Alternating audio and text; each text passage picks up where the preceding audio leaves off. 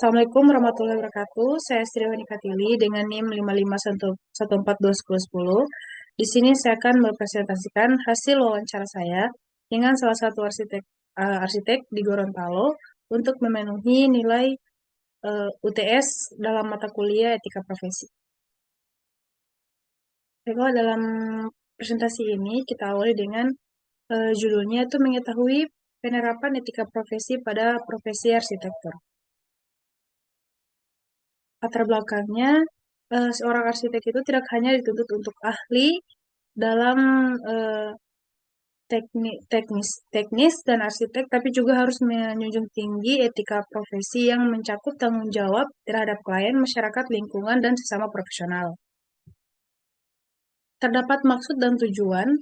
Di sini maksudnya wawancara ini bertujuan untuk memahami secara langsung penerapan etika profesi arsitek melalui pengalaman praktisi, sehingga mahasiswa dapat memperoleh wawasan tentang pentingnya integrasi tanggung jawab dan profesionalisme dalam dunia kerja arsitektur.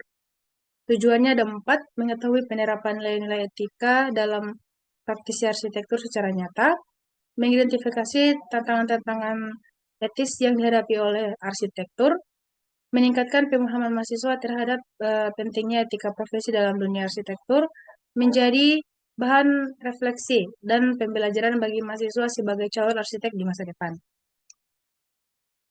Seorang arsitek yang saya wawancara di sini adalah Bapak Satar Saman STM SC, seorang profesi arsitektur dan eh, tergolong dalam keanggotaan Ikatan Arsitektur Indonesia atau IAI. Pengalaman kerja narasumber memiliki pengalaman kerja yang cukup panjang di bidang arsitektur dan konsultan. Ia memulai karirnya setelah lulus dari STM jurusan bangunan, sempat bekerja di bidang konstruksi selama 1 tahun dan terus mengembangkan dirinya melalui kursus serta pendidikan formal di arsitektur dan teknik sipil. Untuk metode wawancara di sini, pertama saya menyiapkan persiapannya, yaitu menyusun daftar pertanyaan, penjadwalan wawancara, dan pengenalan singkat terhadap profil narasumber. Selanjutnya, saya melakukan wawancara dengan narasumber, dan yang terakhir, saya melakukan pengolahan data dari hasil wawancara saya dengan narasumber. Untuk transkrip wawancaranya, di sini narasumbernya Bapak Satar Saman. Waktu wawancaranya tanggal 17 April 2025, tempatnya di ruang jurusan Teknik Arsitektur. Dan pewawancaranya saya sendiri yaitu Sri Nikatili. Dan saya mau baca. Untuk yang pertama, saya menanyakan sebagai seorang arsitek, motivasi apa yang mendorong beliau untuk menjadi seorang arsitek. Di sini beliau menjelaskan bahwa sejak SD dan SMP, ia sudah menggeluti di bidang seni, dia sudah mulai suka menggambar, dan orang tuanya juga mendukung beliau untuk di bidang ini. Selanjutnya, beliau melanjutkan pendidikannya di STM dengan jurusan bangunan gedung. Selanjutnya, melalui STM tersebut, beliau tidak langsung kuliah, tapi beliau eh, melanjutkan di salah satu konstruksi, dan setelah itu dia sebelum kuliah juga dia melakukan kursus.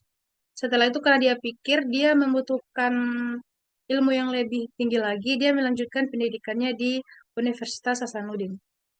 Pertanyaan selanjutnya yang saya tanyakan yaitu, setelah menjadi seorang arsitek, apa tantangan terbesar yang Bapak hadapi dalam proyek? Salah satu tantangan terbesar yang ia hadapi sebagai arsitek yaitu ketika mengerjakan sebuah proyek yang berlokasikan di kawasan Pantai Losari, Makassar, tepatnya di Akarera. Saat itu bangunan yang ia rancang terkena musibah banjir. Akibatnya klien meminta beliau untuk menggambar ulang dan melakukan sejumlah perbaikan pada desain. Dalam merancang atau mengerjakan suatu proyek, perangkat lunak apa yang sering beliau gunakan? Ya, bisa mana? Dalam praktiknya, beliau eh, eh, pertanyaan selanjutnya yaitu eh, software apa yang sering beliau gunakan dalam melakukan proyek eh, pekerjaan proyeknya, yaitu pada sekitar tahun 2020 sampai 2021 beliau baru mengenal AutoCAD. Sebelum itu masih menggunakan gambar manual. Selanjutnya, beliau sudah mulai mengembangkan dengan mempelajari arsiket serta SketchUp. Dan menurut beliau, arsitek itu harus terus mengembangkan kemampuannya, terutama dalam menguasai perangkat lunak, karena itu akan menunjang pekerjaannya di dunia arsitek. Terus, bagaimana pandangan Bapak terkait perkembangan bisnis di dunia arsitek? Menurut beliau, eh, perkembangan di dunia arsitek di tahun ke tahun mengalami peningkatan yang sangat pesat. Persaingan antara arsitek pun kini menjadi semakin kompetitif. Kalau seorang arsitek hanya diam di rumah tanpa mengikuti perkembangan zaman, maka sudah pasti akan tertinggal. Di Gorontalo sendiri, beliau melihat persaingan juga sudah mulai ketat. Kalau dulu jumlah arsitek masih terbilang sedikit, sekarang sudah mulai banyak. Menurut Bapak, etika yang paling penting sebagai seorang arsitek seperti apa? Menurut beliau, etika seorang arsitek mencakup sikap menghargai waktu, baik milik sendiri mau seorang arsitek ya mencakup baik milik sendiri maupun klien. Disiplin dan komitmen terhadap jadwal adalah kunci profesionalisme. Selain itu, arsitek juga menghargai klien, menjaga etika terhadap sesama, dan juga menghormati diri sendiri dan menerapkan semua nilai tersebut. Seorang arsitek akan lebih mudah meraih kepercayaan dan kesuksesan dalam karirnya.